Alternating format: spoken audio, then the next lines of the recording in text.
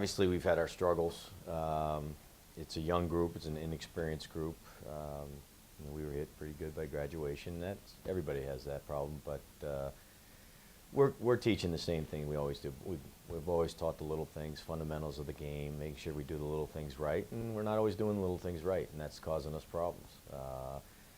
That being said, we've had a couple wins where we've beaten some good teams where we played very well defensively behind some really good pitching and got some timely hitting to get a W. Had a good one yesterday, and I feel like we're making progress, but it's slow progress, and we just need to be more consistent. But we continue to battle. There's no quit in them, and even though the success is not showing up on the wins column, we are still improving, and I think they are. I think they've come a long way, and we still have a long way to go. But as I tell them, they practice very well. Yeah. They work at it, and they're not lazy. And it's just we're making physical mistakes that we need to correct, and also making some mental mistakes that we need to stay more focused on. But we're getting there. Kyle Walker stands out to me as a kid that's, I mean, he's been one of our top 2 pitchers. He battles every time he's on the mound. He's our shortstop. I've put him in center field, left field. He's one of the guys back from last year's championship team that really produces. He's our leadoff guy. Just a great effort every time he's on the field, practice game, and it's never, you're always going to get his best, whether he's having a good day or a bad day. Danny O'Reilly has hit the ball well for us, is a guy that we had to move to catcher. It's our best outfielder. We had to move to catcher. So that's tough on him coming in here as a post-grad, but he's handled it well, and he's improving there in that position. But that made us weaker right from the beginning when we lost our catcher, David Hidalgo, right at the beginning of the year. So Jack Roush is our other top pitcher, a big basketball player who is going to college on a basketball scholarship, but has really contributed on the mound for us and at the plate. We've moved him around defensively and just trying to do a good job. Mike Andreas has really, the last couple of weeks, has really come on, swinging the bat well. Again, he's played a lot of outfield for us, but we've moved him back to his most comfortable position yesterday at first, and he's a very good first baseman, but we've trying to find where we can put the best lineup up, and that always changes things. Jose Martinez is a guy that swung the bat well for us, and he's improving all the time, a young sophomore, and really has a great swing. He's just learning more to have a better mental approach at the plate. And Arlen Lopez, who has come back from a bad injury a year and a half ago, is really becoming a good ball player. And I moved him into short a bunch when Kyle pitches, and he seems to be pretty comfortable, and he's starting to swing the bat better too. I've been lucky to coach a lot of great kids here in the 24 years, and the one thing they always understood is that we had a very high expectations, and the commitment needed to be first rate, and they always did. They had a great bunch of kids. They worked hard, and I've been very lucky in the last 4 years to have a tremendous group of kids run through, and but it's always been the same, and kids have just stepped up, and been a lot of fun. They've always competed. We might not have always had the most talent, but they always competed, and that to me is the most important thing, that they would battle all the time. And I think our opponents would say that of us, that we're always going to battle to the end. It's been an unbelievable spot for me, for myself, my family. This is a tremendous school, and I've been so proud to be the athletic director and football and baseball coach here. It's been a privilege, and to be able to work with all these kids here, see them come back, to see where we are, see the facilities here now. It's just been, I've been very lucky. I've been very, very lucky, and to be a small part of a great school. And I'll miss it. I'll miss it a lot.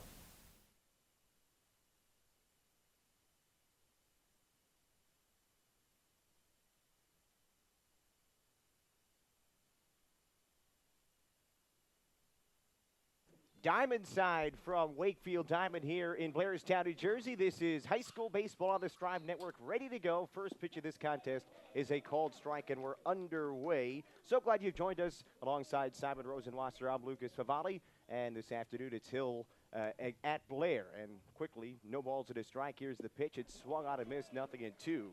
Kyle Walker is the starting pitcher this afternoon for Blair, and on the season making his ninth appearance on the year, 6th start. And quickly, no balls and 2 strikes. The pitch is outside. Ball 1, and the count is 1-2 to Jack Bowman, who leads things off for Hill. Walker on the season has a 2-3 record, and this is his 6th start, 2 complete games in those first 5 starts. Here's the 1-2 pitch, and it is poked out towards right. Drifting in is the right fielder, Chris Newman. He makes the call to the catch, and there is 1 away. So we are underway, and there is the first man retired here for Walker in the first. Yeah, Lucas, they put the game time up about a half hour. We had some weather looming in the area here in Blairstown. Should be hitting us later in the afternoon. They started even a little bit earlier than they told us they were going to. They really want to get this thing underway. That's and right. Maybe it's a good thing. It says the first pitch is grounded towards short. Fielding it and throwing across is Arlen Lopez for the out, and quickly 2 down here by Walker as the weather is a bit threatening. Right now it looks like we've got a pretty good window, but the earlier the better, I guess, for this one. And quickly 2 outs here for Walker in the top half of the first inning, and that'll bring up the catcher, Danny Monzo, for Hill. First pitch is a breaking ball that is off the outside corner for ball 1, 1-0. Walker's been the best pitcher for this Blair Academy team. They feel like when he's on the mound, they can win any game. And it's nice to have the race on the mound in this Maple League contest. As the 1-0 misses again, it's now 2 balls, no strikes.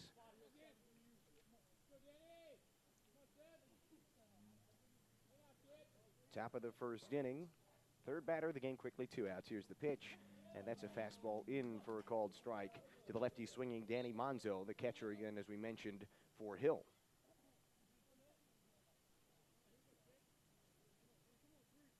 Monzo on the season, this pitch is fouled right near home plate, and the count remains now 2-2. He's hitting about just under 300 entering the week.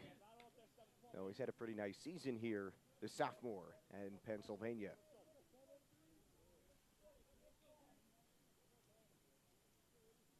Offering from Walker is swung and popped out towards left. Right there is Jack Roush. He comes in a couple of steps and reaches out to make the play. And there's a quick 1-2-3 inning for Kyle Walker here in the first. Pretty good start for Blair, the early start, and it works out nicely for the first 1-2-3 inning here in the first. We are through a half. It's Hill nothing and Blair coming to bat, and we will take a quick look here at the lineup for Blair this afternoon. Well, actually, we're gonna take a look at the coach's corner first. Well, we'll go through not? everything else. Why not? Jim Stone certainly warrants a coach's corner if there's anybody that does. Played for the University of North Carolina back in the day. He's in his 24th season and going to be his final season as the head coach for Blair Academy. And one of the best coaches that you're ever going to meet. He knows how to teach the game of baseball, and he's had to do a lot more teaching this year, and he knows how to breed success. 4 straight prep titles for this Blair Academy team, 5 overall. A phenomenal program here, and Jim Stone is a big reason why this program has been successful. Yeah, he's done a terrific job, and like you said, maybe a little bit of a down year this year, but you can't be a champion every year, and they've done a nice job. He's done a nice job teaching the younger guys here, but terrific season and 24th year for him as he's been terrific. Take a look now at the starting lineup for Blair, and it will start things off as the pitcher, Kyle Walker. Batting second is the first baseman, Mike Andreas. Danny O'Reilly, the catcher, hits third. Jack Roush, the left fielder, hits fourth. Jose Martinez DHs and hits fifth. Scott Neary is the center fielder. He'll hit sixth. Arlen Lopez over at short hits seventh. Luke Corrado at third will bat eighth. And rounding out the order is the right fielder, Chris Newman. So those are the starting 9 for Blair. And just to note, it's Alex Geisen who is the second baseman. Jose Martinez is the DH for him. And again, that's in the 5-hole for Blair, who enters play at 3-12 on the season. Hill is at 3-10. Starting pitcher for Hill is Jeff Armstrong. Tall right-hander. A little meeting on the mound here before the bottom half of the first. No score in that top half of the first inning. And the pitcher, Kyle Walker, will dig in against the righty throwing Armstrong.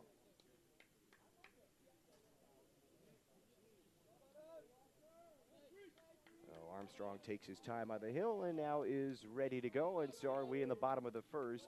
Armstrong makes his landing spot on the mound, and the tall righty from the wide kicks and delivers Walker squares to bunt, pulls back, but takes a called strike, and the count is 0-1. Now Walker, Mr. Do-It-All, as we heard in the pregame from Jim Stone. The 0-1 pitch is another breaking ball in for a strike, 0-2. He's a good guy at the top of the lineup, and then their ace pitcher as well. He's had a terrific junior season. 0-2 is swung and fouled straight back in front of us. Count holds at 0-2.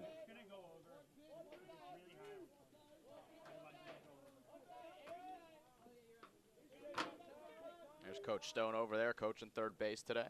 And the pitch misses for a ball, 1-2.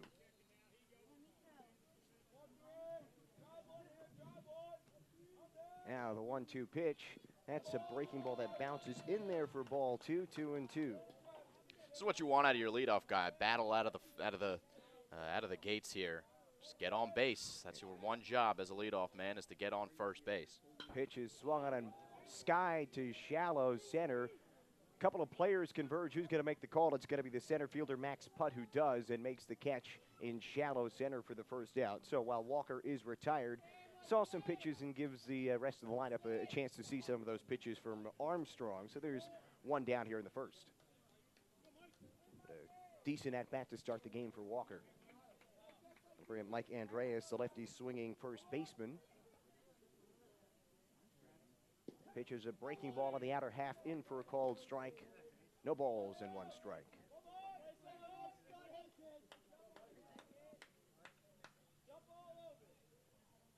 Here's the pitch, and that's down and away for ball 1.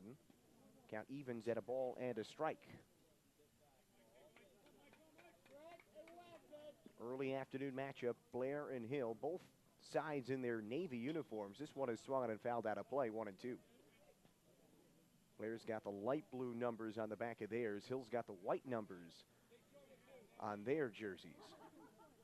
Hill also has the gray pants while Blair has the white pants, but everything else is pretty much the same. Here's the pitch, and this is chopped slowly down the first baseline, and Armstrong comes off the mound to make the play and flips over to first for the second out.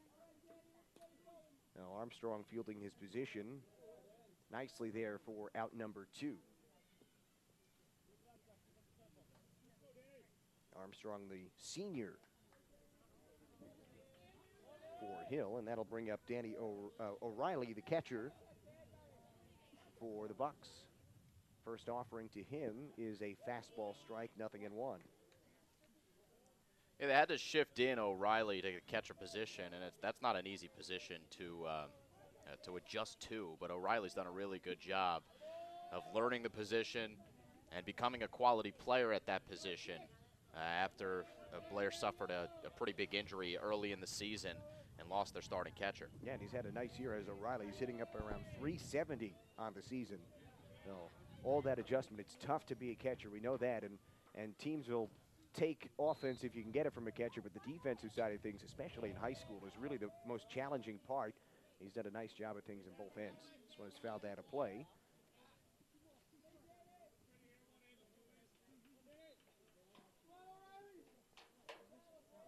And now Armstrong winds and deals. A pitch is lifted in the air to left. Coming on over is Peter Cleveland, and now it's a center fielder, Max Putt, who makes the call in left center to make the catch. Wind gusting a little bit, and that one blowing out towards left center just a hair. So that sends Blair down in order in the first. We are through 1. There's no score on the Strive Network.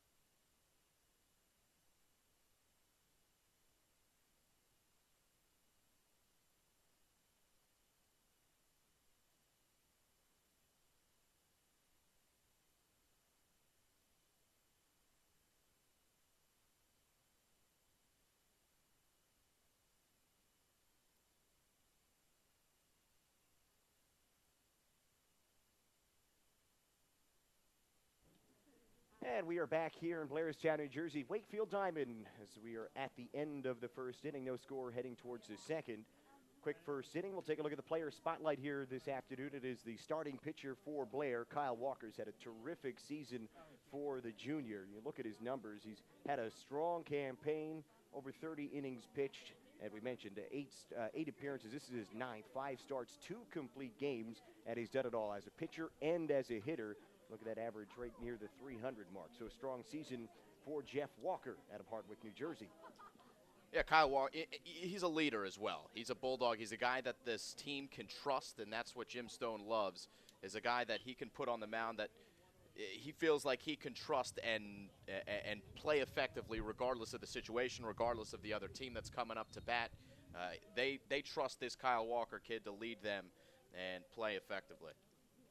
0-1 offering is grounded towards second. Ooh, it takes a funny hop, and it's going to be a tough play to recover. He cannot, and so reaching safely is Nick Kroszinski, as Alex Geisen had a funky hop on him there, went off of his leg. And so we have our first base runner on will likely be an E4. Kroszinski's on base, first base runner of the game, and we'll see how Walker can manage from the stretch. It was just a tough hop there over at second, and that'll bring up Luca Lane. Lane squares to bunt. And the pitch, now it pulls back and grounds one foul. Now the third baseline, 0-1. Luke Corrado, the third baseman, was coming in on the grass as he was squaring to bunt. So the count 0-1 here to the 5-hitter Luca Lane. Hitting .262 on the season. Also a pitcher for this Hill team, and now a throw over to first, and diving back safely is Kroszinski. We'll see if they look to get a bunt down here. Corrado still on the grass at third. Another throw over to first, and diving back again safely is Kroszinski.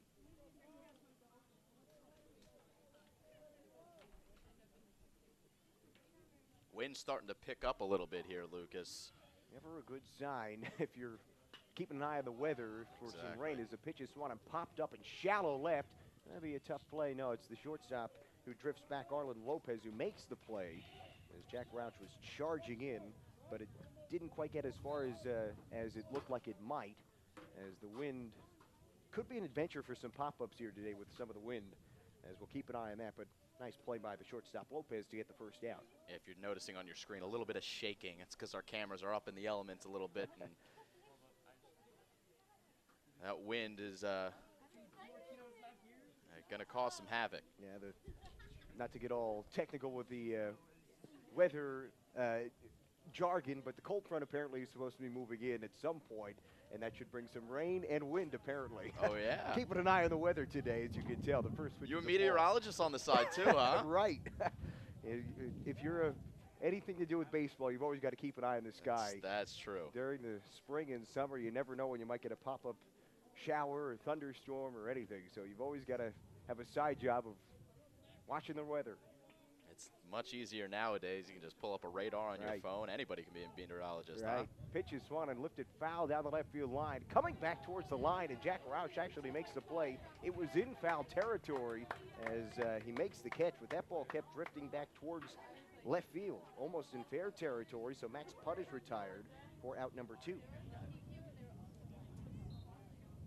Again, you have to keep an eye on those fly balls and see which way the wind is blowing. That one took the ball from, it wasn't going out of play, but it was close, and then it drifted back towards the line. So there are 2 outs.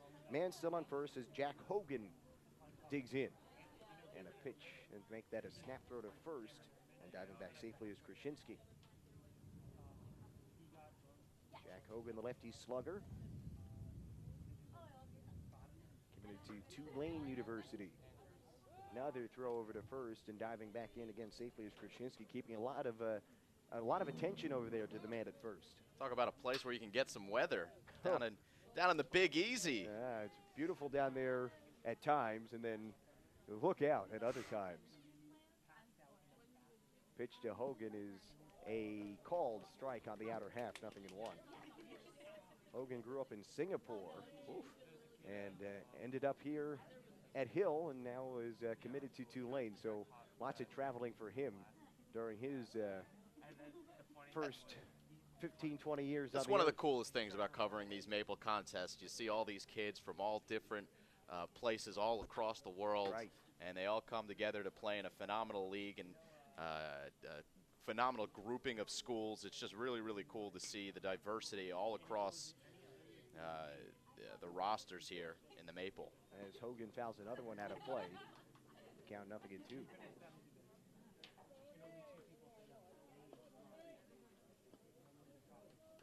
Hogan digs back in.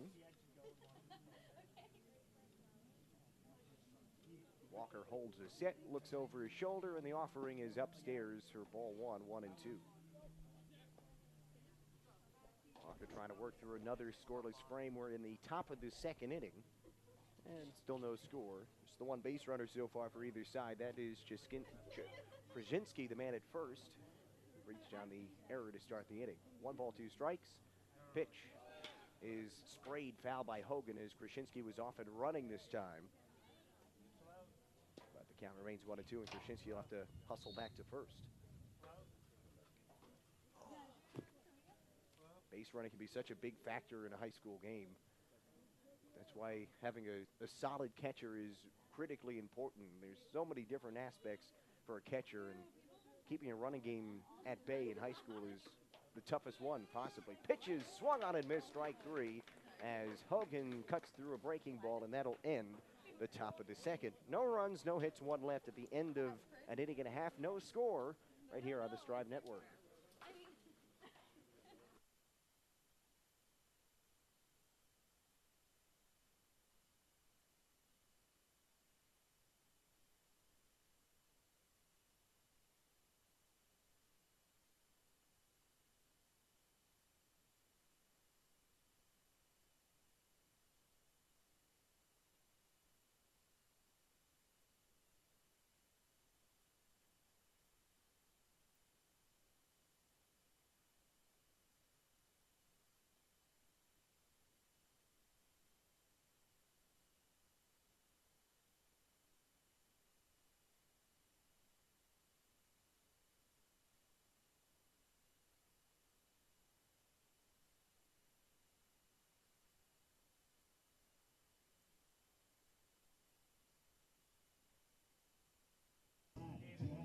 And we are back here at Blair Academy, middle of the second, and there is no score. 1, 2, 3 inning in the first for Armstrong. He'll face 4, 5, and 6 in the lineup for Blair here in the second. It'll be Jack Rauch, Jose Martinez, and Scott Neary here in the bottom half of the second. Rauch will lead things off here in the second inning. The big righty out of Cicero, New York. He is playing his 5th year here. Pitches swung and fouled, straight back, 0-1. Yeah, Roush obviously a key component of the incredible Blair boys basketball team, and great athlete who can translate to the baseball field as well, and he's done a really nice job helping this squad out. Yeah, terrific basketball player. Pitches bounce towards short. Fielding it is Bowman. He throws across, high throw, but coming down with it is Krasinski, and he tags out Rauch for the first out. Now there is quickly 1 down here, 4 up, 4 down to start things off for Jeff Armstrong. And that'll bring up the DH Jose Martinez.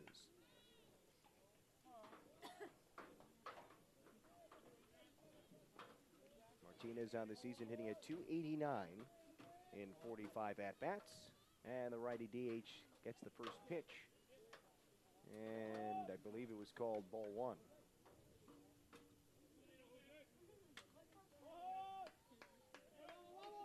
Armstrong's pitch is chopped again towards short. Bowman fields, throws across. This one is on the money for the second out. And quickly 2 6-3 groundouts here in the second inning, 2 up, 2 down.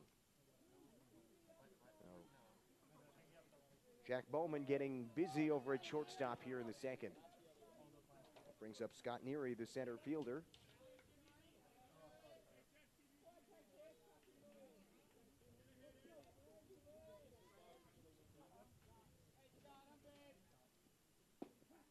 First pitch to the senior is a strike, 0-1.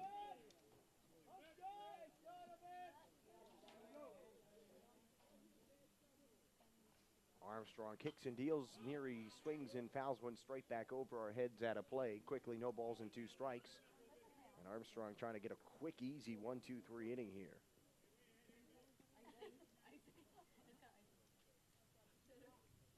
0-2 pitch is jam shot up the middle. Charging, fielding, throwing in time is Ethan Anderson with the nice play, and that ends the bottom of the second. No runs, no hits, and again, nobody left. 1-2-3 goes Blair in the second.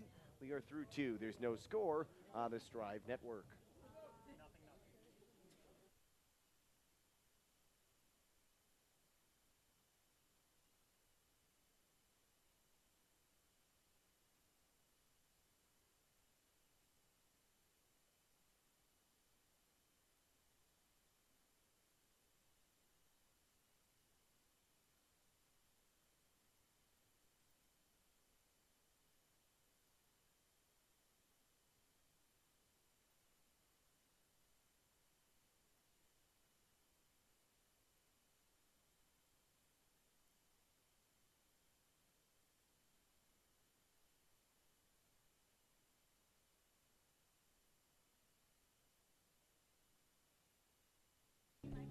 And we're back here at Blair Academy as we move to the third. It's been a quick moving first 2 innings, and that's probably a good sign with the looming weather forecast here the next couple of hours. No score through 2.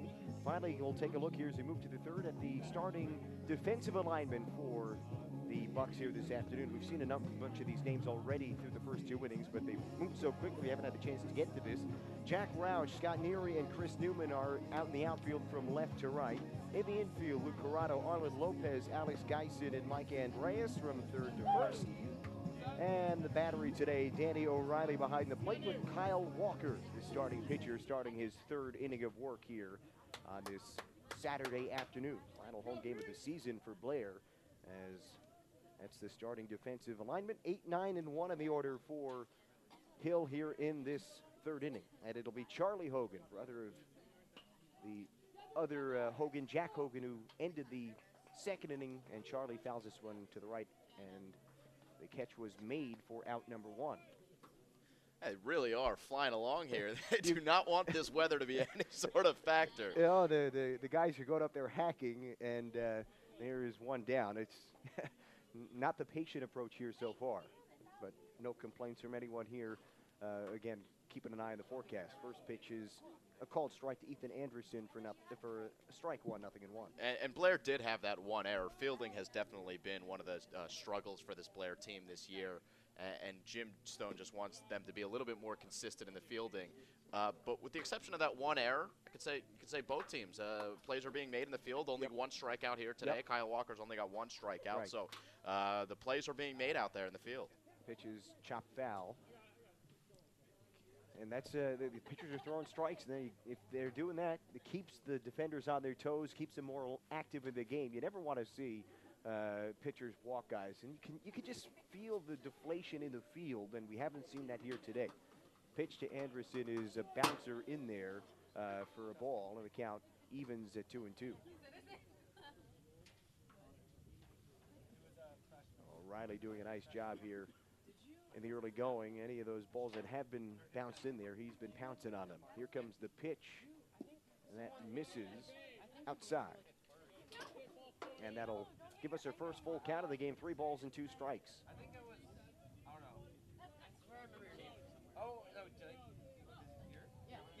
Here's the payoff pitch.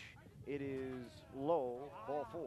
I guess I shouldn't have opened my mouth here a minute ago as we have our first walk of the game. So Anderson, the 9-hitter, is aboard, serving as basically a second leadoff hitter to get things started for the top of the order. Oh, Blair did a really nice job in that last inning. Remember, the leadoff guy got aboard when that error occurred, and they did a nice job to strand him there at first, didn't even get to second base. So they'll have another test here with the guy on base. As squaring and bunting it up the first base line, just foul, is Jack Bowman, the shortstop, in his second plate appearance, 0 for 1. Saw a lot of attention paid in the first inning to the man on first. That was Nick Krasinski. And we'll see how close Kyle Walker pays this time to the man at first.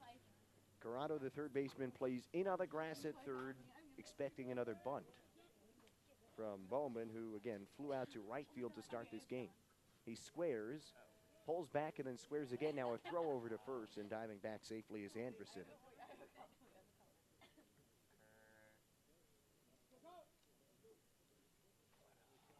Bowman chokes up a couple of inches on the bat and squares again. Here's the pitch.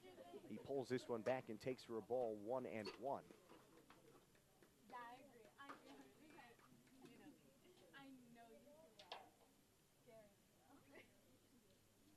Again, Bowman has his hands a couple of inches up the bat and will square once more. Here comes the pitch. Ooh, it's inside. Look out. Did it hit him? It did. So a hit by pitch, and that'll put Bowman on first and moves Anderson over to second. So he's trying to get the sacrifice bunt down. Instead, he takes a hit by pitch, and it's runners at first and second and one man out. Let's see if it did hit him here as we look at the replay. It may have just nicked him. Tough to tell. Tough to tell for sure, but I guess the umpire heard something, might have just clipped him. Yeah, sometimes that's a really good point because sometimes it's the ear that tells you more so than what you see. It's a funny game. Umpires, a lot of their job is not what they see, but what they hear. Is the first pitch again, squaring to bunt and fouling it is Jeff Armstrong, the pitcher. Play at first base is always via the sound, not what they see. Right. Umpires, you think it's all about what they can see, but in baseball, right, it's a lot of what they hear. And that's being even proven more this year. Replay's been added to Major League Baseball, and how many replay reviews that you see on a daily basis, you still can't even tell Right. when you see all the different angles. It's still tough to take a look and make the right call. It is a very difficult job, and I think umpires are getting a lot more respect this year because of Yes. replay review. Yes. Because it's turning out that they are right a lot of the time on really bang-bang plays. Right. And guys are looking at multiple angles, and they're still having difficulty. Exactly, and just the length of some of the reviews indicates how tough it is. As here's a throw over to second. Oh, it gets past everyone, but backed up nicely by the center fielder, Scott Neary. So no advance, and it's still first and second. Trying to keep everyone close and honest on the bases is Jeff Armstrong, the pitcher, up at the plate, trying to help his cause here. First and second, one out. He has squared to bunt a couple of times, fouled one of those off. See what transpires here.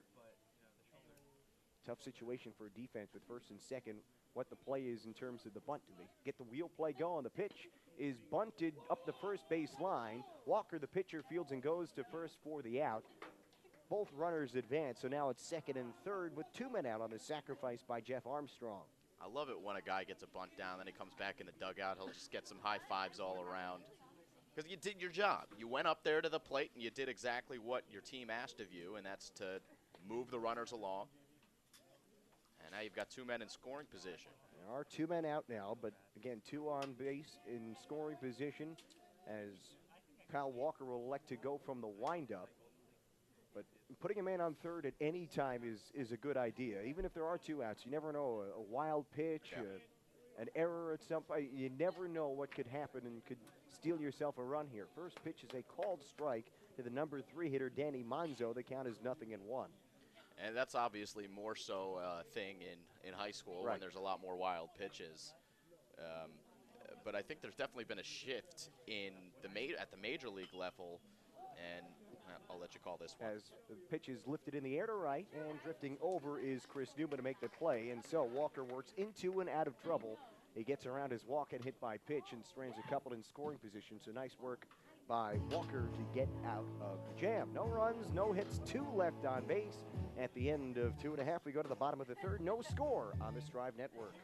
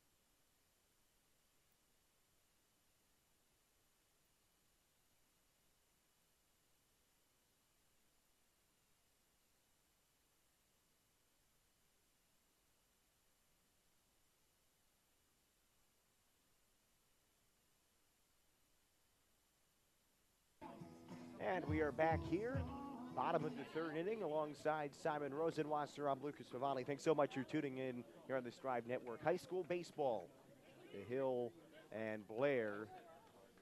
Second matchup of the season between the teams. The first one went to extras, 8 innings, and it was a thrilling 15-14 win for Hill. It was in mid-April. First pitch of the bottom of the third is a breaking ball strike. Did you say 15-14? 15-14, a little different than today, as Lopez takes a strike. Perhaps that's why they started early. They knew it could be a high-scoring affair. This one is a ball 1-1. Yeah, 15-14, but the Hill won on a walk-off. It was April 20th. Here's the 1-1 pitch. It swung on and lifted in the air towards right. Drifting back is Luca Lane, the right fielder, and he makes the running play. There is out number 1. Nice running catch by Lane, as he'll throw on in. So the first man retired, and it's the first 7, in fact, retired here for Blair, the first 2 1/3 innings. Still searching for that first base runner, as it's now the third baseman, Luke Corrado, up to the plate. 32 at-bats on the season for Corrado. He's got 6 hits, 4 RBIs, though, so he's made the most of those hits. Pitch to Corrado is in for a strike. Fastball, 0-1. Corrado, the sophomore, out of Saddle River, New Jersey. Pitch is low for ball 1, 1-1.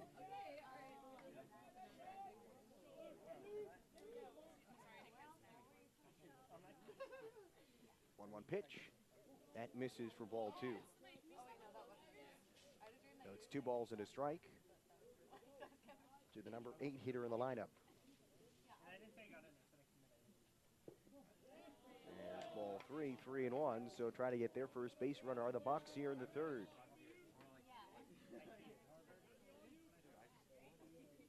Armstrong kicks and deals. There's a strike, and the count runs full, 3-2. Gotta love the pace for Jeff Armstrong on the hill, though. He gets the ball and is ready to throw almost immediately. I mean, there's no uncertainty here as the pitch is nubbed foul around home plate. Yeah, it's really interesting to see the contrast of some pitchers who like to take their time. They're very deliberate. They like to think about exactly what the count is, what I should throw in this at-bat. And then there are other pitchers who get up there, and the whole timing aspect of it is a huge part of their game. As the payoff pitch is lifted in the air again to right, Luca Lane goes over and makes the catch again, and there are 2 away.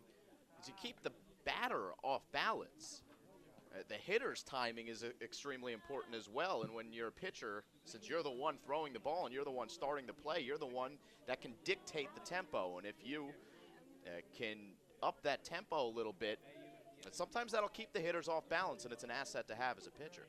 Here's the first pitch from Armstrong that swung on a miss by Chris Newman, 0-1. And you see it, especially at the major league level and in the professional leagues, are trying to cut down on the length of time, and the time of play has become such a factor.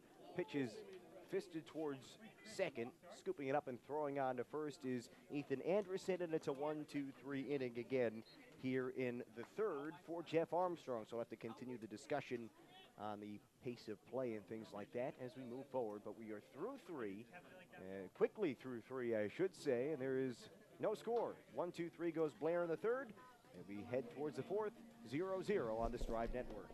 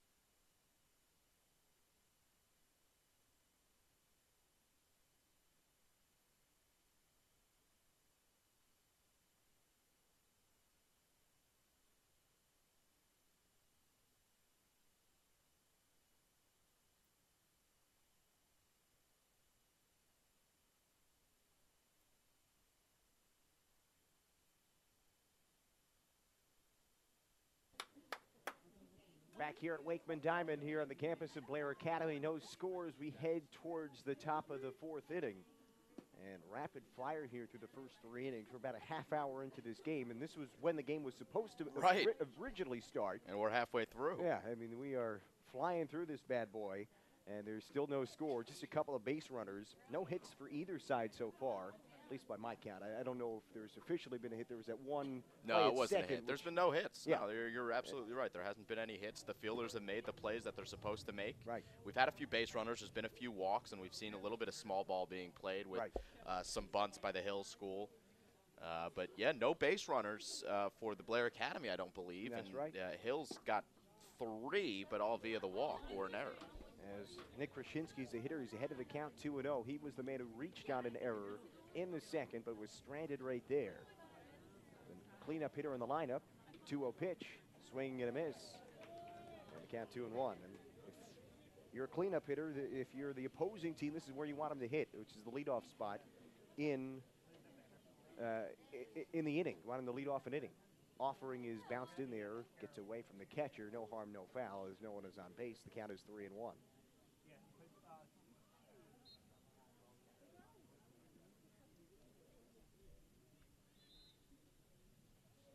Now, the pitch from Kyle Walker, and that misses just a hair outside, and so that's ball 4. Second walk issued here by Walker. Got 2 walks and a hit by pitch, along with that man Krasinski reached out an error. So Krasinski's been on base a couple of times to lead off innings. And we'll see. They paid close attention to him last time. We'll see how much they do this time. We'll see if there's any more small ball in play here for this Hills squad that we've seen for the first couple of innings. Luca Lane is the man at the plate. He squared to bunt last time, eventually pulled back and then popped out. Squares again this time. He fights it off and puts one in front of the mound. Walker fields and throws to first for the out. Advancing to second is Krasinski, and there is out number 1. So the sacrifice successful for Elaine. Second sack bunt of the game already for this Hill team. Got another man in scoring position. I was going to make the point earlier that small ball, in a lot of ways, has come out of the game. Just, certainly at the major league level with the advancement of statistics and kind of the revelation that you don't want to give outs away, but at the high school level and kind of the old school way of thinking is still to continue to get those runners over. And the way that this game is going, maybe in that 15 or what was it, 15-14, yeah. The last time these teams matched up, you're not going to see many bunts, but in a 0-0 game, the teams are flying along. Each base runner is that much more valuable, and to get them to second base is that much more valuable. Right. So maybe we'll see a little bit more small ball here today. Just trying to scratch out a run as Max Putt fouls one out of play, and who knows, the way the pitchers are throwing right now, 1 run might be enough. So, as you said, every base runner is critical. Max Putt is the hitter, the lefty swinger. He flew out to left field his first time up. He was the man who, it wasn't technically a walk-off hit or anything in that first matchup. Look out, here's a snap throw to second, and in there safely is Krasinski. He only had a couple of step lead. But Putt was the man who put the ball in play, and it was a funky play that resulted in the game-winning run for Hill in that first matchup. He's got a man at second, 1 out here in the 4th. Pitch, breaking ball, swung on and missed. Nice pitch there from Walker, and there is the second strike on Putt.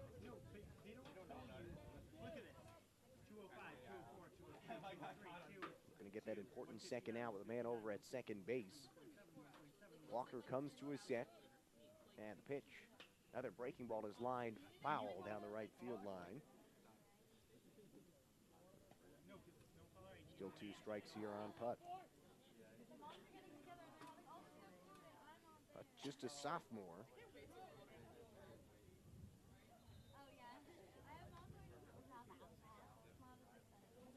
Walker looks in for the sign. Now he comes to his set, looks back at the runner at second. Krasinski again, who has the lead. Pitch. That's up and away for a ball, and the count, I believe, is 2-2 now. Can't really see the scoreboard here, and there's a good group of fans in front of us, so it's hard to see the umpire as well. It's a pretty full house here this afternoon. Great day for baseball, really, at least for now. Don't jinx it. So Walker comes to set. The pitch is another breaking ball that is fought off again by Putt, who's putting together a pretty nice at-bat here in the fourth.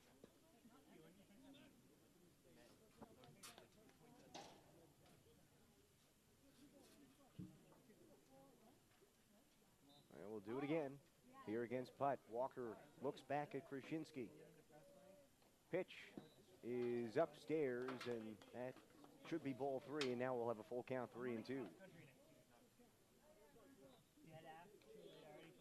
There'll be a payoff pitch against Putt. There is a base open at first, so don't 100% have to come right after him. There's some room on the bases, but never want to put extra men on base. Pitches punched towards second. Fielding it is Geisen. Throws to first in time. On to third goes Krasinski, but Walker gets the second out here in the fourth inning. Nice play there up the middle by Alex Geisen. Yeah, nice to see him make that play because he's the one that made the error early on in the game. It's never, you always expect players to make errors. It's going to happen, but it's how you bounce back after you make those mistakes. And nice to see Geisen get up there and throw confidently over. And a big play there is keeps the ball in the infield to keep a run at third. The first pitch to Jack Hogan is punched towards left center field. Jack Rouch on the run, can't make the play. It's in there for a base hit. Scoring is Krasinski, and Jack Hogan has an RBI single, and the Hill School takes a 1-0 lead here in the fourth. Went up there hacking on the first pitch and just punched one out to left center field. And so the DH Hogan has given Hill a 1-0 lead.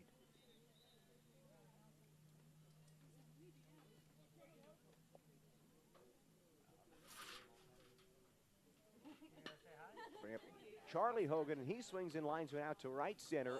Over is Scott Neary. He makes the catch, and that will end the fourth. So both Hogan brothers go up there hacking first pitches. Jack Hogan gets the hit in the RBI, and it's 1-0 Hill at the end of 3.5. We go to the bottom of the fourth, 1-0 on the Strive Network.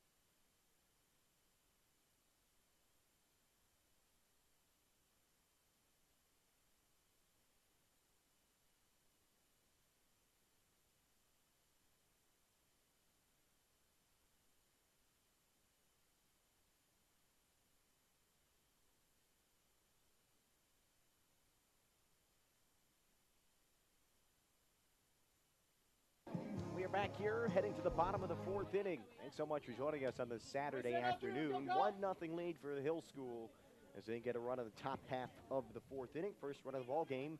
First hit of the ball game comes from Jack Hogan in that fourth, which produced the run. 9 up, 9 down for Blair through the first 3. Back to the top of the order. The pitcher, Kyle Walker, swings at the first pitch and hits one into right field for a base hit.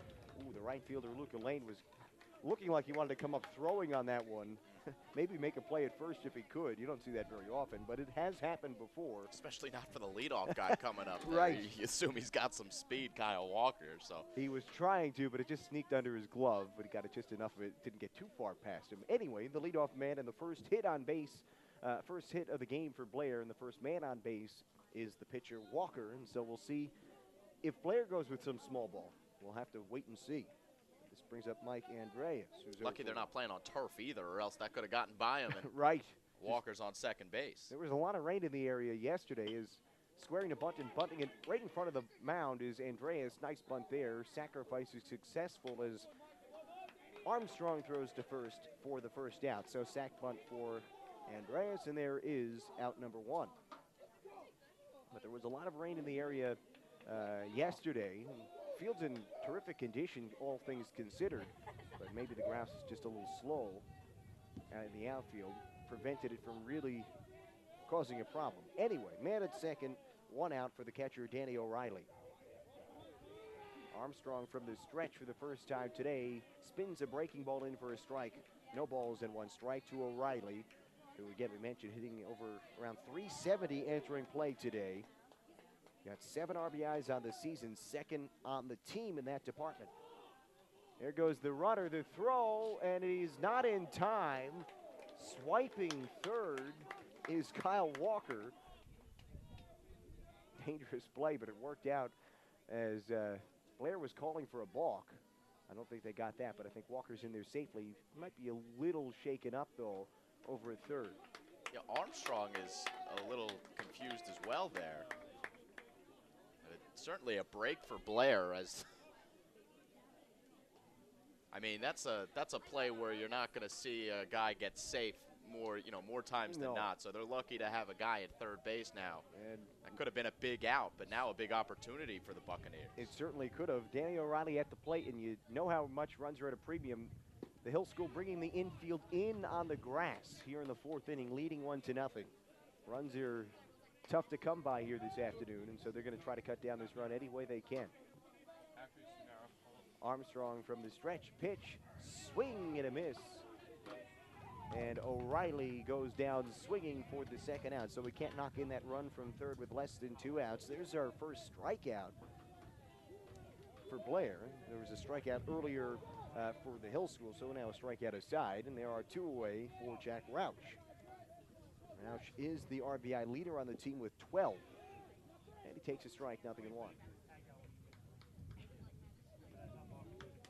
Big opportunity to get that run right back. The half inning after you score is always important. Even if it's only 1 run that you get, any run you get, you love that pitcher to come out and get a shutdown inning right after it and get those bats right back to the plate. Blair threatening, though, with a man at third, 2 outs in the bottom of the 4th. 1 ball, 1 strike. Pitch is chopped foul down the third baseline. Jim Stone makes the nice play over there at the coach's box. Oh, now a 2-strike count here against Roush.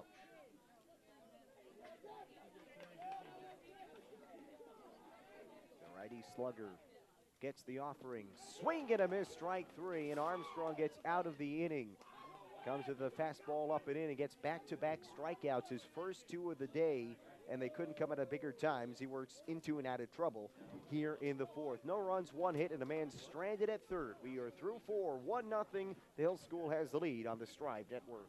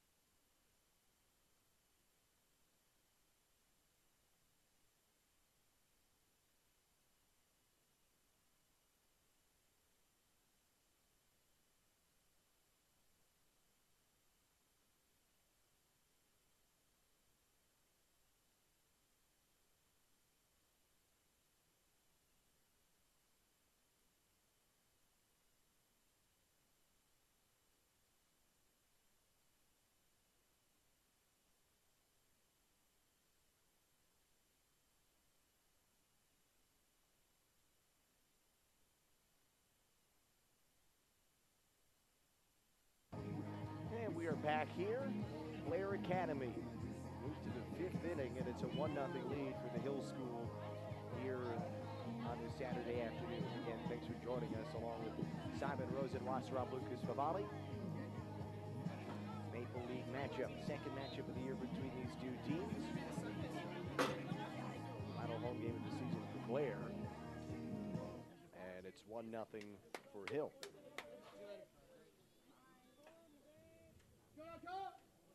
Hill scored in the top of the 4th inning. 9-1-2 here. And the first pitch is lined, chopped over to third. Fielding it and throwing across is Corrado for the first out. So 3 consecutive hitters swinging at the first pitch. We saw the last 2 hitters of the 4th. One produced the RBI single. One was the final out of the inning. And now the first hitter of the 5th attacks the first pitch against Kyle Walker. And Anderson is retired for out number 1 and back to the top of the order for the Hill School. I wish we had an official pitch count, but Walker certainly will have an opportunity to go to the distance here today because, like you said, a lot of guys are swinging at the first pitch early in counts, and that pitch count is definitely a little bit lower than probably usual for Kyle Walker. He has 2 complete games on the season in his 5 starts. Pitch is low for ball 2, 2-0. He's got 2 complete games. Jack Rauch, who's made 4 starts for Blair this season, has 3 complete games. Those are the only 2 pitchers with complete games on the air. Pitches punched out towards left, and there is the aforementioned Jack Rauch, who makes the play for out number 2. So quickly 2 up, 2 down here for Walker, who's trying to have a nice bounce back 5th inning after a rocky 4th, which produced the only run of the game so far. His opposing pitcher, Jeff Armstrong, who did a nice job to get out of the bottom of the 4th inning, bared down with a man at third and 1 out, back-to-back strikeouts through the middle of the order. First pitch to him is bounced in for a ball, 1-0.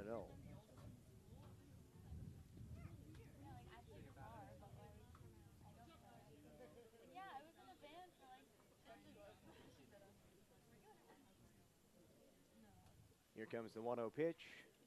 It is grounded towards third, and it will go foul at the last moment right in front of the bag. Probably a good thing for Blair. It looked like Armstrong may have been able to beat that one out. It's just a slow chopper. Sure, tough plays unless you've got a really strong arm over a third, which is typically the case for a third baseman. But it would have been Still always a tough play to go across the diamond. You bet. It's one of the longer throws you'll have to make. But it goes foul, so it's the pitch. This is grounded up the middle. Going to be a tough play, diving, but it gets through into center field for a base hit. Geisen made an effort, but couldn't quite get there. He was shaded a little to his right. I should say to his left, to our right. And so Armstrong has a 2-out single, and there is another base runner for the Hill School. 2-out variety here, and that'll bring up Danny Monzo. Looks like they're going to pinch run for Armstrong as the pitcher. Courtesy runner here. See who it is for. That is number 16, Tim Connors, who is on base now for Armstrong. Danny Monzo, who's flown out twice, once to left and once to right. First pitch, that one is well up and away for a ball 1-0. So Connors, the base runner now at first for Armstrong.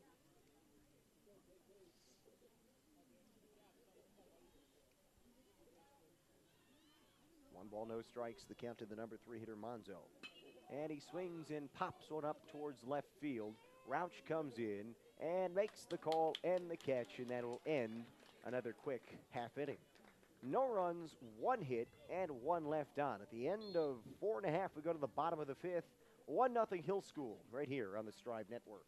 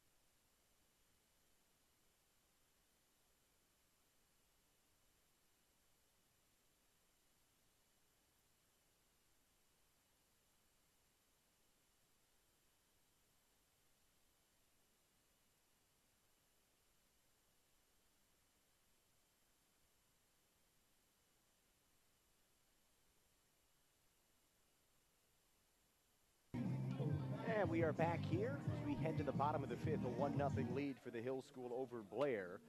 Trying to erase some recent history over the last couple of seasons. Before the matchup earlier this year, Blair had won the last 5 in a row. And so maybe trying to get a sweep this year and turn the tide a little bit in the other direction as the pitch is, well, I didn't see what the pitch was, so I can't really, I can't say. My apologies to that one as the pitch is low. I believe it's 2-0 though. It is. First pitch was bounced in there as well. Now 2 balls, no strikes. The count to the leadoff man here in the fifth for Blair. And it is swung and popped up in the infield. The pitcher, Armstrong, makes the call to the catch, and Jose Martinez is retired. You don't see that all that often with a pitcher making the catch. But sometimes it's a necessity if it's not really high up there. And that one was just a looping popper right to him. So he makes the catch for the first out. Now, it's a little different in high school when a pitcher could be one of your better athletes, but as you get further and further along, not to say pitchers aren't good athletes, but it seems like more often than not, fielders are scared of pitchers fielding it. But here's Armstrong again off the mound on a bunt, and he makes another play, quickly 2 outs. He's all over the place, making plays left and right. And Neary is retired, and there are 2 outs on about 3 or 4 pitches here in the fifth.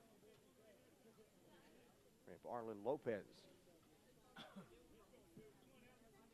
Lopez 0 for 1, a fly out to right field to start the 3rd inning. Still just the 1 base runner for Blair. Pitch to Lopez. That is a breaking ball that missed for a ball, 1-0. Lopez lays off a pretty tempting pitch there. Broke out of the zone at the last second. There's a fastball low, 2-0.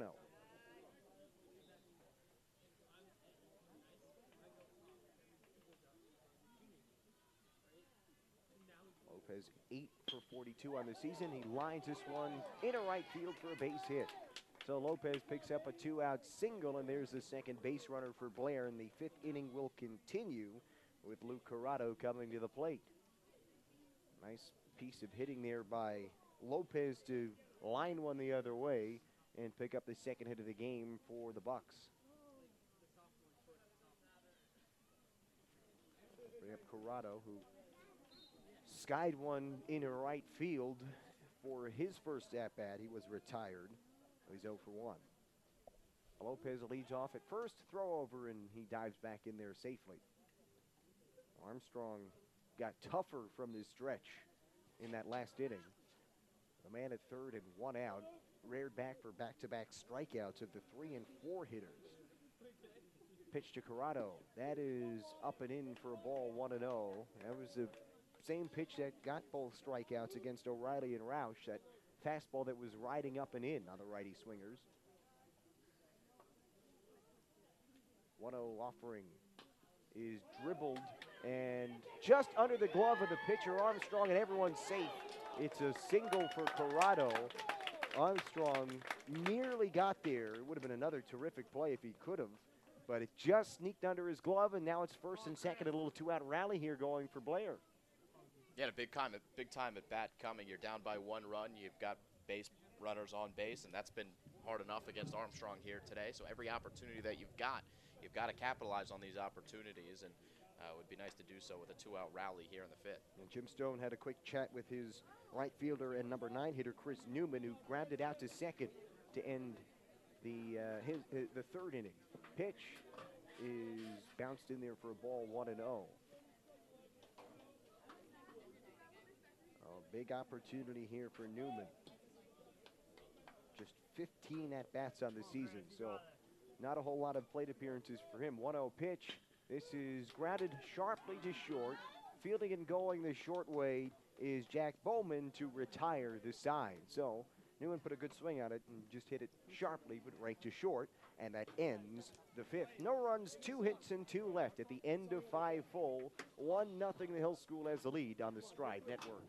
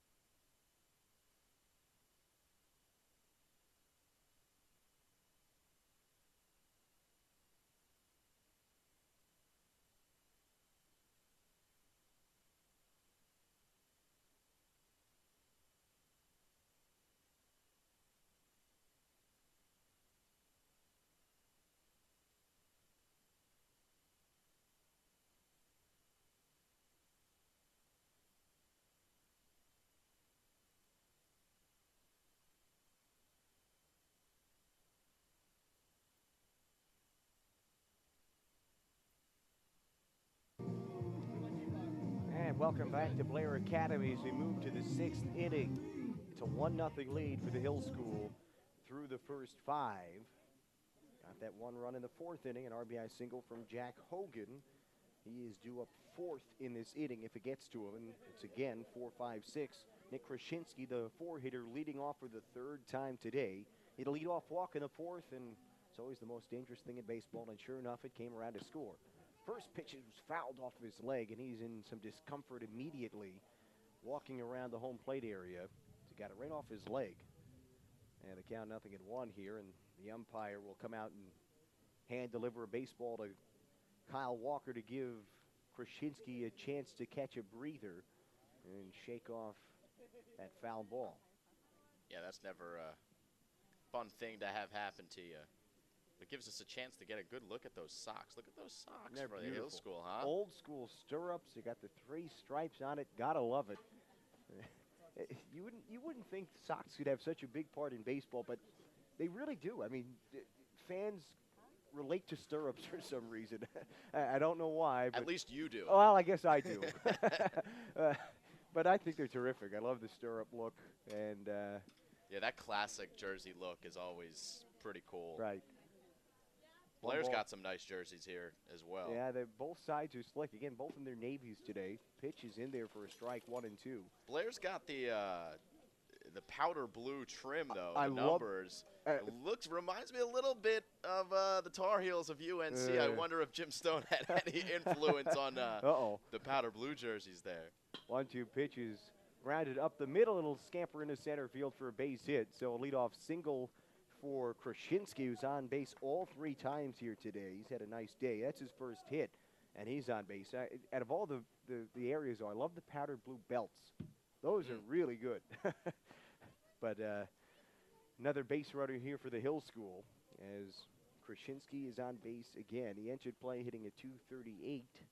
Gets his first hit. He's 1 for 2, but he's been on base all 3 times. And all 3 times leading off an inning, so he's done a nice job of getting on. And he has the only run scored of the game. Snap throw to first, and he gets in there safely. Once again, Blair expecting a bunt. Luke Corrado, the third baseman, well in on the grass. And it is bunted in front of the mound. Walker fields and throws to first. Another successful sacrifice for Luca Lane, his 2nd sack bunt of the game. Yeah, how about some textbook sacrifices here in this game?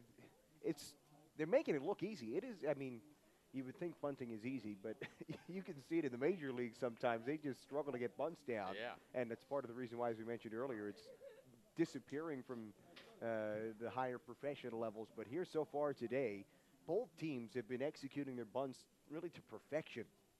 You know, meeting on the mound here is Jim Stone will charge out and have a discussion with his entire infield and his starting pitcher, Kyle Walker. Yeah, it's a big spot in the game, Lucas. I mean, you're down 1-0. We're closing quickly towards the 7th inning here, and we've mentioned so much how important each base runner is, and if the Hill School can get this run across, that just makes it even bigger of a hole to climb out of. So Jim Stone's going to go out there and talk to his infield and give them a little bit of an idea of what they should be doing if they get the ball to try to keep that runner from crossing home plate. All right, you got to knock anything down in the infield if you can with a man at second. Don't want him scoring from second base. Max Putt is the hitter, the lefty swinger. Pitch is well outside for a ball, 1-0.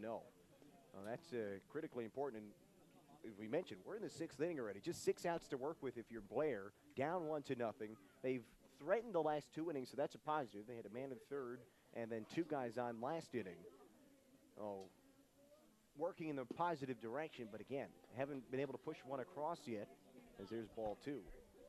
So we know how important that run is over at second base. First base is open. Jack Hogan, who produced the run with an RBI single, is on deck. Walker's pitch is dribbled, bounced, and past Walker, charging as a second baseman. He'll bobble it, and everyone will be safe. That was a tough play. And it'll be runners at the corners as Putt is in there safely. And that'll bring up Jack Hogan. Tough play, though, for Alex Geisen, who had to charge a long way for that one. kind of hit into no man's land here. Even if he makes that play, he Yeah, might have he's been. got a He might have snap been safe. throw Yeah, to that was first. a really difficult play. Does set up a double play if they can get it, at least for now. But it also sets up runners at first and third, and especially at the high school level, this is where things get interesting. You never know. You throw down a second, a run could score. This is where it really gets tough if you're a defense in the infield, and especially a catcher. Well, we'll see what play Jim Stone puts on for his defense and if there'll be some motion on the base paths. Max Putt is over at first and Krasinski over at third. Putt goes. Pitch is down and in for a ball. No throw to second, so Putt takes second base, and it's now 2 in scoring position for Hogan. Second and third, 1 out. Hogan's 1 for 2. Struck out in the second. Boy, would Walker like one here. A strikeout. First base open. 1 ball, no strikes, the count. And then we mentioned the RBI single in the 5th. Pitch is grounded into left field, a base hit. 1 run scores. Max Putt will get the stop sign and will stop at third. It's another RBI single for Jack Hogan, and it's now a 2-0 lead for the Hill School. Hogan picks up his second RBI of the game, and again goes the other way. Good approach from him, and punches one through the drawn-in infield. And it's 2-0. And the rally continues here with runners again at the corners. And that'll bring up Charlie Hogan, who is 0 for 2. Fly out to right, fly out to center. And now Walker was working from the wind for a moment, then remembered he has a man at first, so he has to regroup and work from the stretch. And again, the catcher, Danny O'Reilly, signals to the infielders what the play will be if Hogan is off and running at first base. Here's a throw to first, and Hogan in there standing up.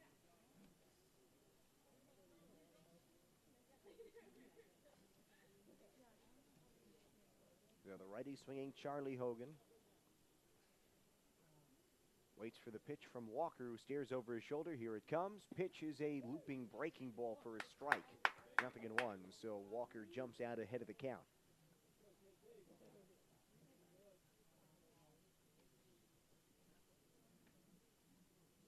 Two nothing lead. We're at the top of the 6th. Pitch is another strike on a breaking ball. And quickly 2 strikes, and again, Walker looking for that strikeout. That would be a big one if he can get it. Ethan Anderson awaits on deck for the Hill School. 0-2 pitch is a strike 3. Fastball.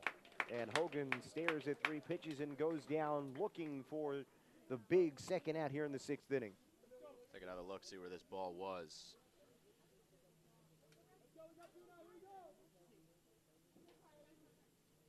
It's coming. Right at the top of the strike zone. Yeah, it's a nice pitch there from Walker on the inner half at the belt. And now there's 2 outs, and Danny O'Reilly again signals to the defense what exactly the play might be if, again, Jack Hogan takes off at first. The big designated hitter is on at first. Ethan Anderson, the 9 hitter, at the plate. First pitch is inside for a ball, 1-0.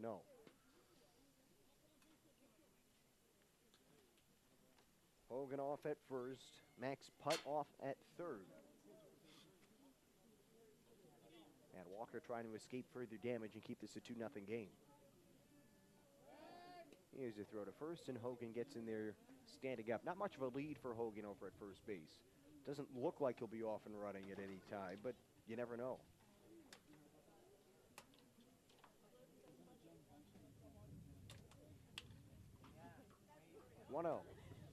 Is low ball 2-2-0. Top of the order awaits after Anderson. So if you're Walker, you want to get out of the jam right here.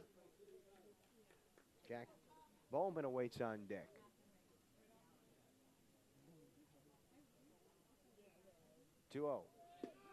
There goes the runner, Hogan. The throw down, it's airmailed into center field, and a run will score. So Max Putt crosses the plate. Hogan is over at second, and it's now a 3-0 lead. And the count is 2-1 against Anderson. So 3-0, and the man over at second base.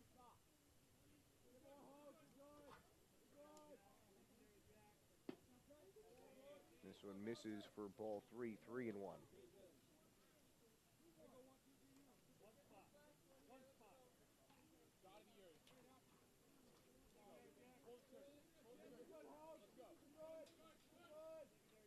Three-one pitch is grounded towards third. Corrado stays down on it and will just tag out Jack Hogan instead of making the throw across. Alert play by him. You never know with the throw. So just tag the man over who's running right to you, and that ends the 6th inning. But the Hill School gets 2 runs, a couple of hits. They get 3 in the inning, and an error in there as well. We are at the end of 5.5. Bottom of the 6th, here we come. 3-0. The Hill School has the lead over Blair on the Strive Network.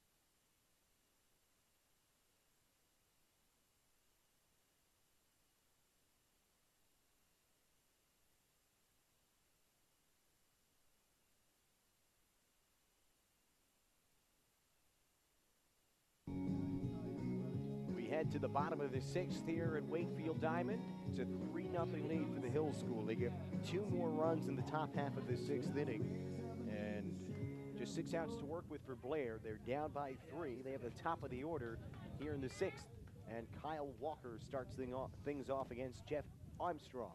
Pitch. A breaking ball misses down and away. Ball 1, 1-0. Oh, need to get something going here in a hurry if you're Blair. 1-0, inside, 2-0. Top of the order up here. This is really needs to be the inning to do something if you're Blair. You would think. 2-0 pitch. There's a strike from Armstrong, 2-1. Yeah, totally agree, Lucas. I mean, you've got your guys at the top of the order, the guys that you rely on to get on base and score some runs. 3rd time through the order, facing off against this pitcher. Another strike, 2-2. Figure they've made some adjustments with how Armstrong's been throwing. He's been impressive here today, but that 3rd time through the order, sometimes you figure something out with the pitcher. 2-2 pitches bounced in there for ball 3, 3-2. And you got to love the way that Walker's going about his at-bats. He's seeing a lot of pitches, and that's what you want out of your leadoff guy, especially here in this inning. Pitch is grounded up the middle, and it gets through in a center field, just under the glove of Jack Bowman. And so Walker's on base for the 2nd time. That one eluded Bowman up the middle. Looked like he had it almost lined up, and then it squirted through. So the leadoff man on base for Blair, and that's a good start to the 6th. This is how they started the 4th and nearly came away with a run. Really nice looking swing there from Walker. So we'll see if Blair plays small ball again, but they've only got 6 outs to work with, so probably not at this point. First pitch is swung and popped up by Mike Andreas into shallow left. Here is Bowman, the shortstop, who just on the edge of the outfield grass makes the catch for the 1st out. Yeah, it's just not a good at bat. You know, you've got a guy in Walker who saw 5 pitches before he put a ball in play, and you see Armstrong starting to nibble a little bit, throw a few more balls. See if you can work that count in your favor, get a pitch to hit. Instead, Andreas pops out. There's the 1st out. We've seen Armstrong really bear down, though, in the stretch here this afternoon. He's only had to work through it a couple of times, but it seems like he's gotten tougher working from the stretch. I don't know if he's disguising the ball a little better coming out of the stretch or not, but hasn't been a whole lot of great swings against him when he's working from the stretch as opposed to the windup. 1-0 pitch to Danny O'Reilly is swung and poked out to center. Right there is Max Putt. Barely had a move. Now drifts over a step towards right and makes the play, and there are quickly 2 down now after that leadoff single. Leaves it up to Jack Roush, who's 0 for 2. A ground out and then a strikeout, which ended the threat in the 4th. when Walker was stranded at third base. They had him at third with one out, and then back-to-back strikeouts. Well, there's 2 outs, and Walker's still over at first base. Pitch from Armstrong is bounced towards third. Coming in, fielding is Hogan. The long throw across is not in time. Infield single for Rouch. That was a tough play for Hogan. It was just hugging the line, but looked like it was going to stay fair the whole way. And so Charlie Hogan charged and had the long throw, but it was not nearly in time. And so it's 2 on base here in the 6th with 2 outs. Only a handful of guys that can make that play. A few come to my mind: Manny Machado, Nolan Arenado. It's just a really tough position to play over there at third base. We've talked about it before, but to make that throw across the diamond, you have to have a lot of steam on it, and you have to field it cleanly as well. Yeah, you got to hope the runner isn't very fast either. That's part of the equation. If they got any speed, there's almost no chance. First pitch to Jose Martinez is up and in for ball 1-0. So a rally brewing here. Roush certainly a big guy, but he's an athlete, man. He can get up and down the floor. We've seen him run the floor with the Blair Academy. This is grounded into left field for a base hit. Stopping at third is Walker. Hit it just too hard, did Martinez, but they're loaded up here for Blair in the 6th inning. And we'll see if we've got looks like Jim Stone might be looking for a pinch hitter maybe here in the 6th with Scott Neary due up. Signaled to him that maybe he's not coming up as Stone chats with a couple of his assistants, trying to see what the plan might be.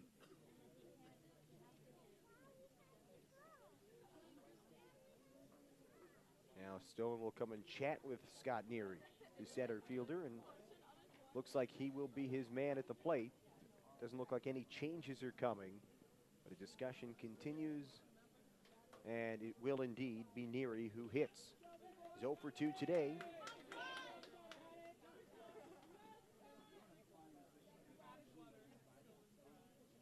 And we will have a pinch runner, though, for Martinez, who just got the single. It'll be Joe Benedetto, who scampers over to first and will be the pinch runner. So Benedetto is over at first now. Bases loaded, 2 outs. We're in the bottom of the 6th inning. And it's a 3-0 lead for Hill, but Blair threatening. First pitch is in for a strike, 0-1. I'm sure Jim Stone said, well, take a pitch here, make sure he throws his strike with the bases loaded. And he did. No balls and a strike. Armstrong deals. That one is inside for ball 1, 1-1. Talk about a big spot in the game. Doesn't get much bigger than this for the senior center fielder from Columbia, New Jersey. 1 ball, 1 strike. Pitches line deep to left. Right there, though, is Peter Cleveland. Barely had a budge, and he makes the play. Boy, he couldn't hit it any harder than Scott Neary just hit it, but he hit it right in the wrong spot. And so Blair leaves the bases loaded here in the 6th. No runs, 3 hits, and 3 left. At the end of 6 full, 3-0 Hill School has the lead on the Strive Network.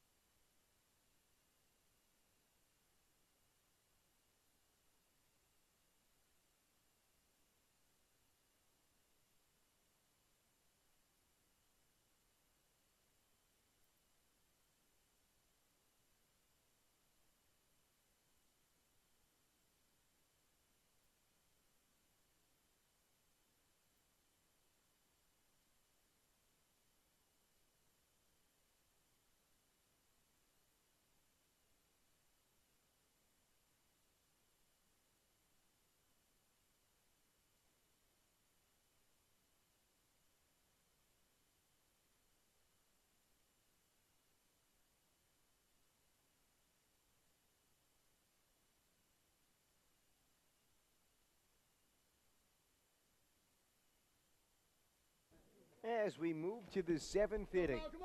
What a rally for Blair, but just couldn't push a run across. They had the chance, they had the hard hit ball with the bases loaded and 2 outs, but right at the left fielder, Peter Cleveland. So that ended the 6th. We move to the 7th, and it's back to the top of the order. Jack Bowman takes away for ball 1, 1-0. Blair has come close a couple of times. 1 man on in the 4th, 2 on in the 5th, and the bases loaded in the 6th. But still nothing to show for it. It's just now 2-0 to Bowman, the leadoff man in the lineup, who's 0 for 2, reached on a hit by pitch in the 3rd.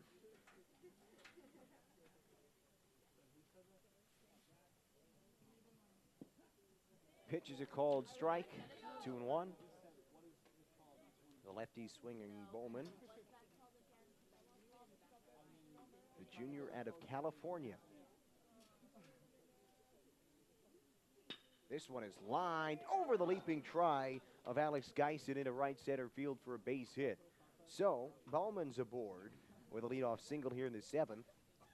Geisen needed about another 2 inches, and he would have had that one. Good effort, but it's a leadoff hit.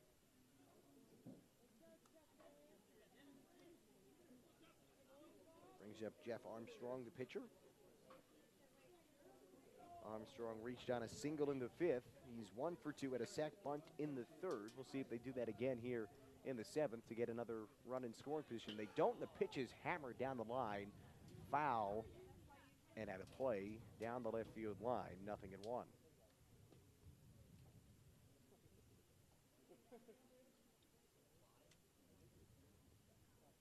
3-0 lead here in the top of the 7th. Armstrong, the hitter here, is pitching a terrific game for the Hill School. Really has been throwing the ball really well here through the first 6 innings and has gotten out of jams in the last 3. Trying to help his cause here. No balls in his strike. Pitch is swung and lifted foul again out of play, and the count is no balls and 2 strikes.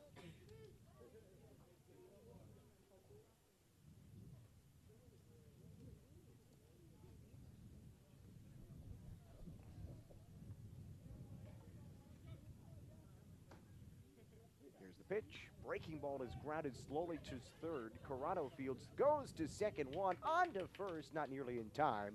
Trying to go around the horn on the double play, but Armstrong beats it out easily. But they get the force at 2nd, and there is 1 out as Armstrong reaches on the fielder's choice. See if they get a pinch runner for him like they did last time. I'm sure they will, and they do indeed. It's Tim Connors who will once again come out as the courtesy runner. So he will take over for Armstrong. We've seen the Hill School do it. Kyle Walker, though, on the other side, has not been lifted for a courtesy runner in his couple of times that he's reached safely. He's also the leadoff man, right? So you'd expect that he's the guy you want on the base pass, right? Huh? No, you never know, but he has been on, and he has been on at 3rd in both of his times on base. But he's been stranded there, and that's why it's a 3-0 lead for the Hill School here in the 7th. First pitch to Danny Monzo was a strike, 0-1. Walker also plays the shortstop position when he's not on the mound for this Blair team. Definitely a key cog to this roster. Had a strong season. Yeah, and he'll be important next year as well, obviously, as a junior coming back. Right. You can see him being a team leader for sure next year. Have a new coach at the helm of the program with Coach Stone moving on after a long and successful career as the head man for this baseball program. And you need guys who have experience, know the program to lead, and it's going to be even more of a I'll let you call There's this a bouncing ball to 2nd. Could turn 2. There's 1. The errant throw, though, towards 1st.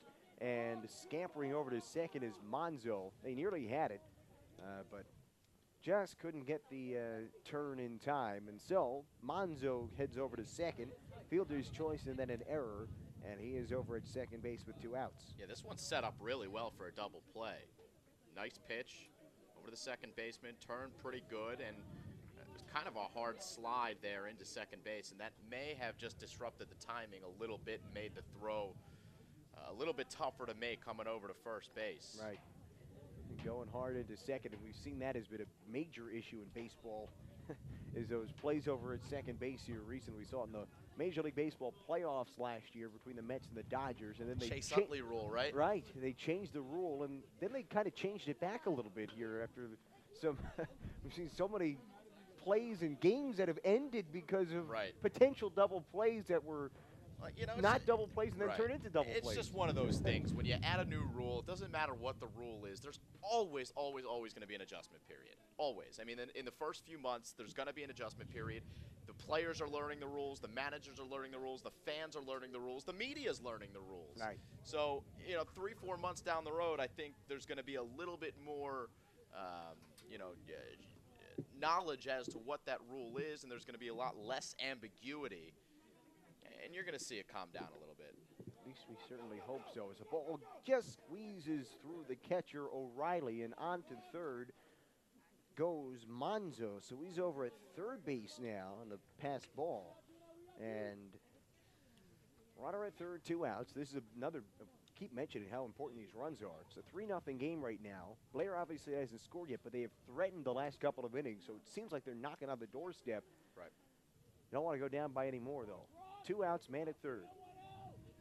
Krasinski at the plate. He's reached every time.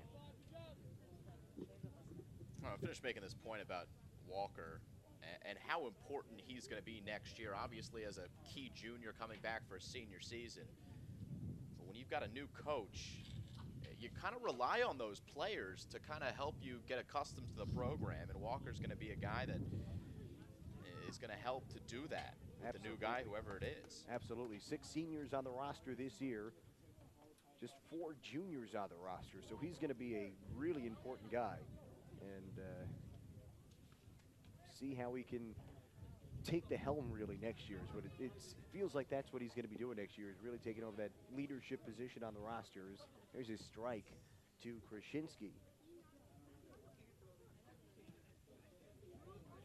Man at third. Krasinski is singled, walked, and reached out an error. He scored in each of his last 2 times up. This is the first time he hasn't let off an inning, though. So a different situation for him this time around. Pitch is grounded towards short, fielding it, then bobbled by Lopez. He had it in his glove, and he was going to make the throw, and it flew out of his glove. And so there's an error, and that'll allow the 4th run of the game to score as Monzo comes around. And this inning has gotten away from Blair a little bit. And it's just one of those unfortunate things. When Kyle Walker's on the mound, we mentioned he is the shortstop regularly for this Blair team. So when he's not playing shortstop, somebody else who's not as accustomed to playing shortstop is.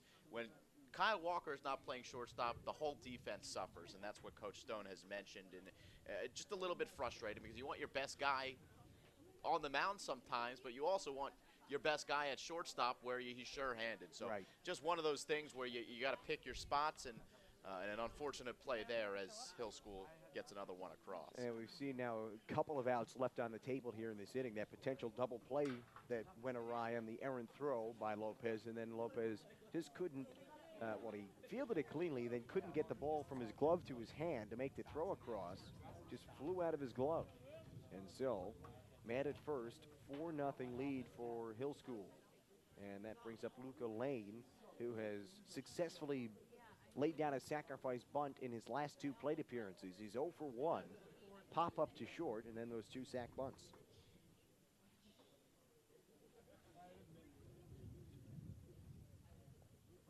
Walker kicks and deals, pitches grounded, foul down the third baseline.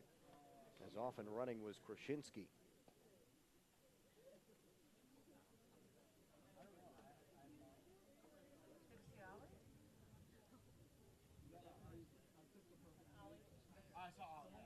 Krasinski gets the lead off at first.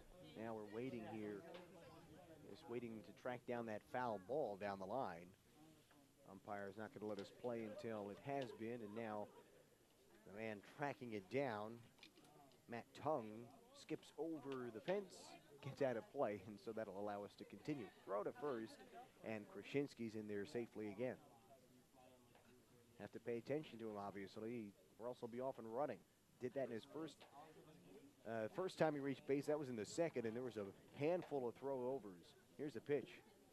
And it's a breaking ball strike. 0-2 to Elaine.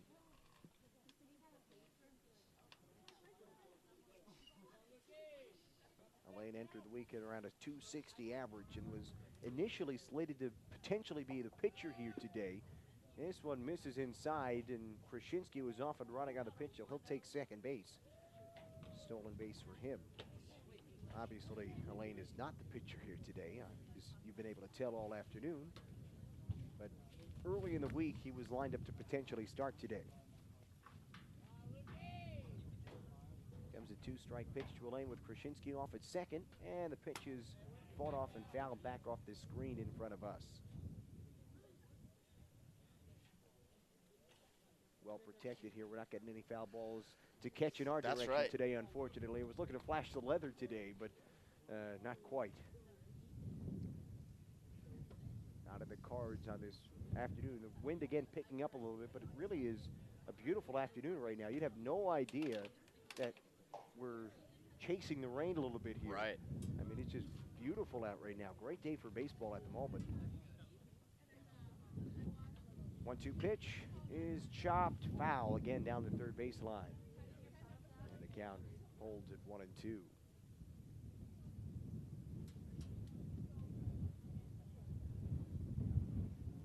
Krasinski off at second. 4-0 lead in the seventh. 3 outs to work with for Blair in the bottom half of the seventh, and they'll have 7, 8, 9 in the order. Pitch is swung and popped up in the infield. The pitcher, Walker, is there, makes the call and the catch, and that ends the inning. Well, I mentioned it.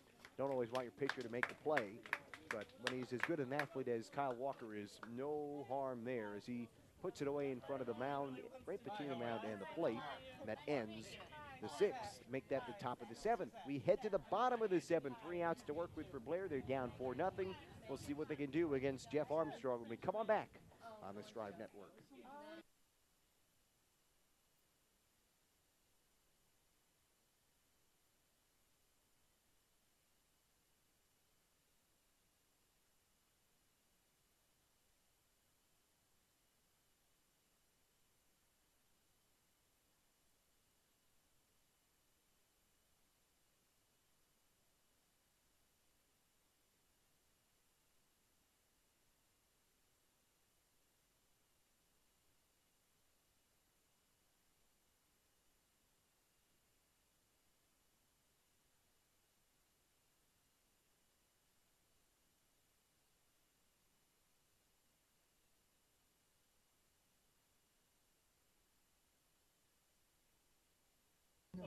We are back here at Blair Academy. We head to the bottom of the seventh inning.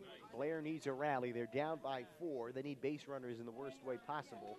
Good chance here that they might be taking a strike here every at-bat until Jeff Armstrong throws him a strike. Try to get a base runner any way you can. 7, 8, 9. Arlen Lopez starts things off, and he swings at the first pitch and grounds one to third. The field, the throw across is high, and Lopez is safe. He'll go to second, and he will be in there standing up. And so it's a leadoff error on Charlie Hogan, and that starts the seventh just how you'd like for Blair. Man at second and nobody out. Base runners, base runners, base runners. That's the name of the game right now if you're the Bucks, and they get one to start off the seventh inning. Armstrong hasn't walked anybody, has he? Or does he have a 1 or 2? Or? He has not walked a man, I don't think. He's given up a couple of hits, but he's been throwing no strikes, so maybe that's the approach. I mean, right. you said maybe the Blair's going to take some pitches here, but they were first pitch swinging, and Armstrong's been throwing strikes, so the tactic possibly early in the count, looking for a pitch to hit. He's been right around the plate all day. I think he maybe has had 1 full count, or maybe 1 3-ball count. He's been really impressive as first pitch to Corrado was a strike. Here's the second offering. There's another breaking ball strike, and it's 0-2. Armstrong back from the stretch, and I've mentioned it a couple of times, but he really does seem to be getting tougher as he gets into the stretch. Been fighting hard, and he gets a 3-pitch strikeout as Corrado goes down swinging for the first out. Oh, that high cheese, so tough to catch up with. Yeah, it just looks so tempting when you're at the plate, and it ends up at the eyes. He is retired for the first out. That'll bring up Chris Newman. Newman was retired to end the 5th inning. Blair had first and second. There's a strike, 0-1. As again, Armstrong jumps in front of the count. First pitch strikes, always important. 0-1 is fisted up the third baseline. Gonna be a tough play. Hogan fields the long throw. It is in time. No, they say he's off the bag. So Newman is safe at first, and the throw just pulled Krasinski off the bag at first, and it's runners at first and second as Lopez alertly stayed at second on the ground ball to third. So it's first and second, and the top of the order up here for Blair. Tough play. The throw beat him, but Krasinski just couldn't hold the bag, and so it's first and second, 1 out. Man, that's a tough call. Tough call. Umpire, though the field ump is the first pitch is a strike, had a good line at it, I guess. He's, stands in the middle of the field essentially in the infield. So I guess he had the view that we couldn't see from here.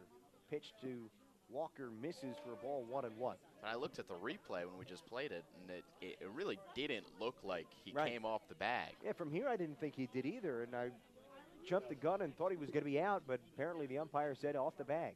Pitch is down for a ball, 2-1. Blair will certainly take everything that they can get at this point. So it's first and second, 1 out. Bottom of the 7th, 4-0 lead for Hill School. Pitch to Walker. This is grounded up the middle, and it is into center field, a base hit. Lopez stops at third. They're going station to station. Ooh, look out. The throw cut off by Krasinski. It was a little errant, but the bases are loaded with 1 out here in the 7th, and this has gotten a whole lot more interesting in the last couple of minutes. Certainly has. And now how big is that call at first base to call him safe? Because you're a couple of base hits away with the tying run coming up to the plate from this game being tied. So now the Hill School obviously going to come out here. They've got 2 more outs. That's the only thing that they're concerned with. I'm sure the defense will be playing at regular depth. No need to bring him in because the guy on third base isn't the one that really matters. It's the guy at the plate. Right. And there's a force at any base, so that's an advantage if you're Hill School looking to get an out any way you can. Just knock it down and take it to the nearest base. They've had ground balls this inning, and 2 of them were playable for the third baseman, Charlie Hogan, and they both turned into base runners for Blair. So we'll see what happens here. The lefty swinger, Mike Andreas, who's 0 for 2, had a sac bunt in there as well. First pitch is bounced in there for a ball, 1-0. The pressure ramped up here on Jeff Armstrong in the 7th. Second straight inning, and Blair has had the bases loaded. They've left 6 guys on base over the last 3 innings. Pitch is down and away, ball 2, 2-0.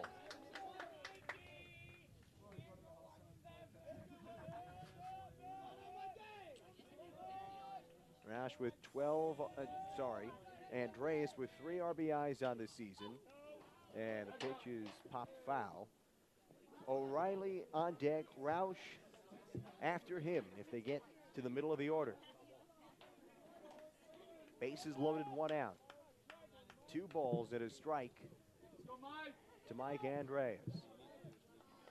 The righty Armstrong has been terrific all day. Swing and a pitch is grounded up the middle. Could be 2. There's 1. There's 2. Double play, and the ball game is over. And Hill School comes away with a 4-0 victory as Ethan Anderson steps on the bag and throws across. Double play ends the threat, and Blair leaves another couple of men on base. The rally just comes up a bit short. Just a little bit short. Did some good things in the last few innings, getting the bags chucked, but just unable to come away with that big hit with guys in scoring position and get the line moving and get those runs across. So it's kind of been the story of Blair's season, just looking for that big hit, a few errors in the field, overall inconsistent play. But a good effort by this Blair Academy squad. Kyle Walker, you saw some good things on the mound with him. He battled. You saw some good at-bats. But in the end, it is a 4-0 Hill School victory. Yeah, terrific pitching performance, really from both sides. As Jeff Armstrong was terrific. He'll get the victory in the complete game. He was great. And Armstrong matched him most of the way Defense let them down a little bit in the later innings, but still a terrific effort, both sides. But again, the final score here today as the Hill School comes away with a 4-0 victory here over Blair, pick up their second win of the season over Blair, and tough one here this afternoon for the Bucks.